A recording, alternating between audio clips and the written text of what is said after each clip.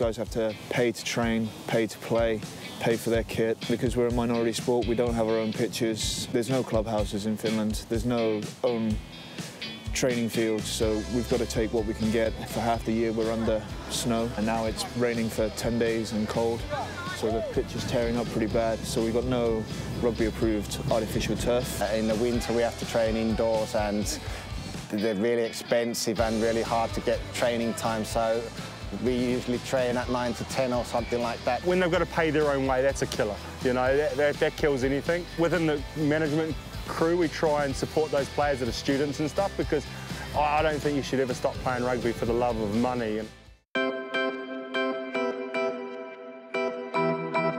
I've played for the team, captained the team, managed the team, and now I don't play anymore. It's a little bit easier.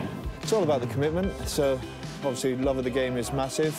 As you can see with the guys behind, there's a lot of passion for it, and a lot of Finns there that have chosen this sport over many others, so the love of the game is growing.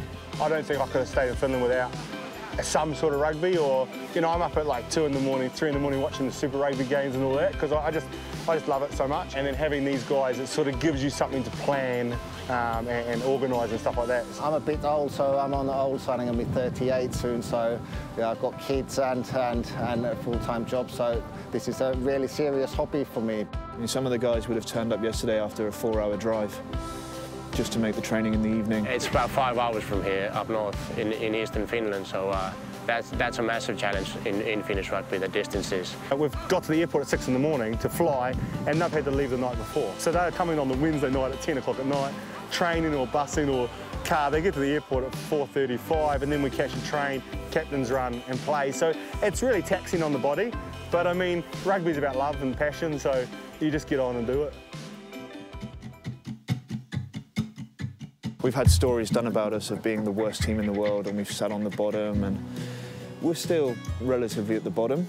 And looking at teams that we have played, like Israel, Bosnia, Bulgaria, Lithuania, they've all advanced up the world rankings, and I think primarily that's because they have under-20s, they have youth rugby. If you ask me now where I want to take Finnish rugby, I just want to make more of a Finnish-based team. I want to have a place where people say we've got rugby as a nation. And to me, it doesn't really matter where you're ranked. It's a matter of walking off the field and having a win. We got more local players. I think that's the most important, because when it started out in Finland, it was an expats game and there was a few local lads coming around playing. But now we've got the majority are Finnish-born people. Guys, come in. White. Use it.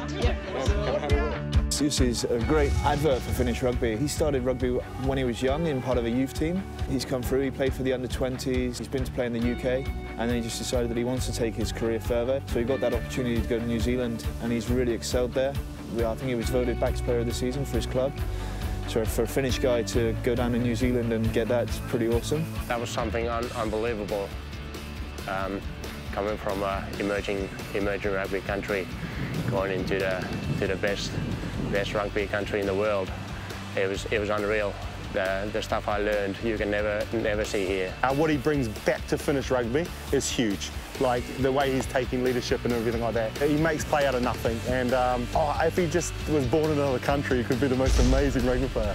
I don't know how many games he hasn't been in the lineup for Player of the Day or something like that. So he's very impressive, yeah. We all knew he was a really good player and better than these standards here, so it was really good that he got the opportunity to play with better players and develop his own game.